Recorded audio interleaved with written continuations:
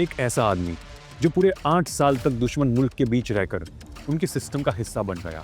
उसने सिर्फ अपना नाम ही नहीं बदला, बल्कि अपनी पूरी पहचान, अपना धर्म, अपना अतीत और अपनी पूरी जिंदगी एक झूठ पर खड़ी कर दी। बाहर से तो वो एक वफादार पाकिस्तान का नागरिक था, लेकिन अंदर से उसका दिल सिर्फ भारत के लिए धड़कता था। ये कहानी है रविंद्र कौशिक की, जिसे इंडियन इंटेलिजेंस दुनिया द ब्लैक टाइगर के नाम से जानती है।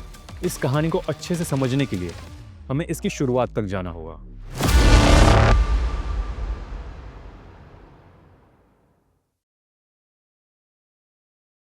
रविंद्र कौशिक का जन्म 11 अप्रैल 1952 को श्री गंगानगर, राजस्थान में हुआ। यह शहर इंडिया पाकिस्तान बॉर्डर के काफी करीब था, जहां दोनों मुल्कों के बीच का तनाव लोगों की रोजमर्रा जिंदगी का हिस्सा बन गया था। इसलिए देशभक्ति रविंद्र कौशिक के लिए सिर्फ एक कॉन्सेप्ट नहीं था, बल्कि एक जीती जागती हकीकत थी। उनके पिता एयरफोर्स में थे और घर का माहौल डिसिप्लिन, ड्यूटी और नेशन फर्स्ट सोच से भरा हुआ था। 1965 और 1971 के इंडो पाकिस्तान वॉर्स ने रविंद्र कौशिक के मन पर एक गहरा घाव छोड़ा और उनके मन में जो देश प्रेम था वो और भी ज्यादा मजबूत हो गया। पढ़ाई के मामले में रविंद्र कॉमर्स के स्टूडेंट थे, लेकिन उनकी असली पहचान क्लास से ज्यादा स्टेज पर थी। उन्हें एक्टिंग का बहुत ही ज्यादा शौक था और वो मोनो एक्स में खासकर मशहूर थे। उनकी एक्टिंग सिर्फ एक नॉर्मल परफॉर्मेंस की तरह नहीं होती थी, बल्कि एक इमोशनल एक्सपीरियंस होता था, जहां वो अपने किरदार में पूरी तरह घुल जाते थे। एक ऐसे ही प्ले में उन्होंने एक इंडियन सोल्जर का रोल निभाया, जो दुश्मन के कब्जे में होने के बाद भी टॉर्चर के आगे नहीं झुकता। ये परफॉर्मेंस इतनी रियल थी कि वहां मौजूद रिसर्च एंड एनालिसिस विंग के ऑफिसर उनकी तरफ काफी आकर्षित हो गए।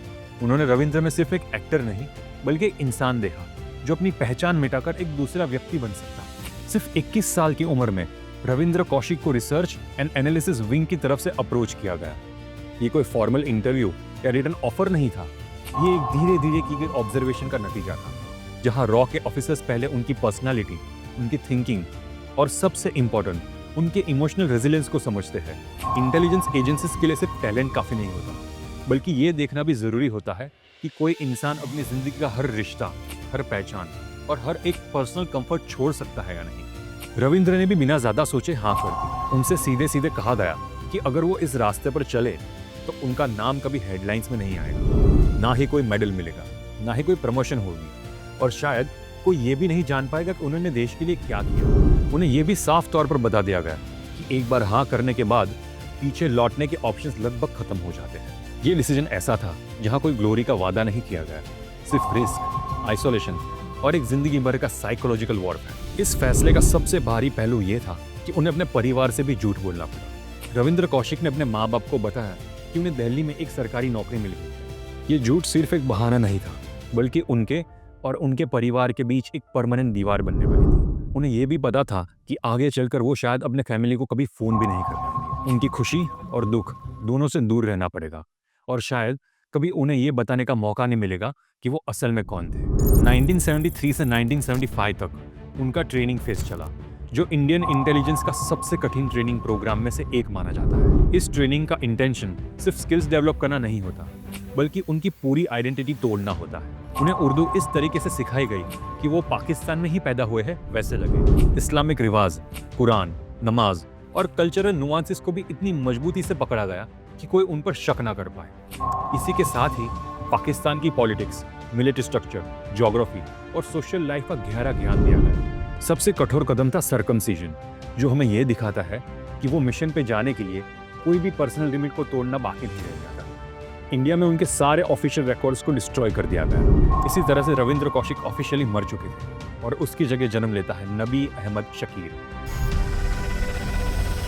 1975 में नबी अहमद शकीर पाकिस्तान पहुंचता है।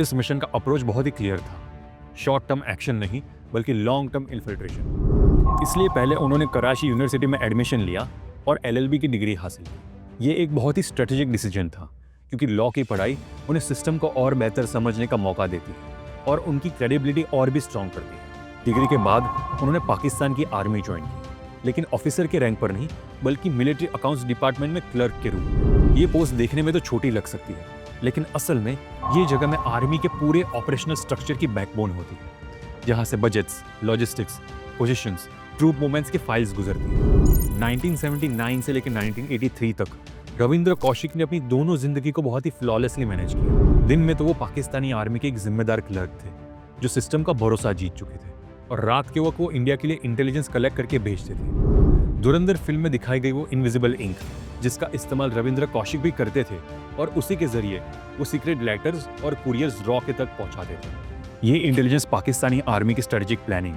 ट्रूप डिप्लॉयमेंट और सेंसिटिव ऑपरेशन से जुड़ी होती थी। कहा जाता है कि इस जानकारी की वजह से इंडिया कई बार पहले से ही तैयार होता था और हजारों सोल्जर्स की जान भी बच गई। इसी एक्स्ट्रा ऑर्डिनरी कॉन्ट्रीब्यूशन के लिए प्राइम मिनिस्टर इंदिरा गांधी ने उन्हें द ब्लैक टाइगर का कोड नेम दिया, जो सिर्फ कुछ ही लोगों को पता था। लेकिन प्रोफेशनल सक्सेस के साथ साथ उनकी पर्सनल जिंदगी और भी कॉम्प्लेक्स होती गई।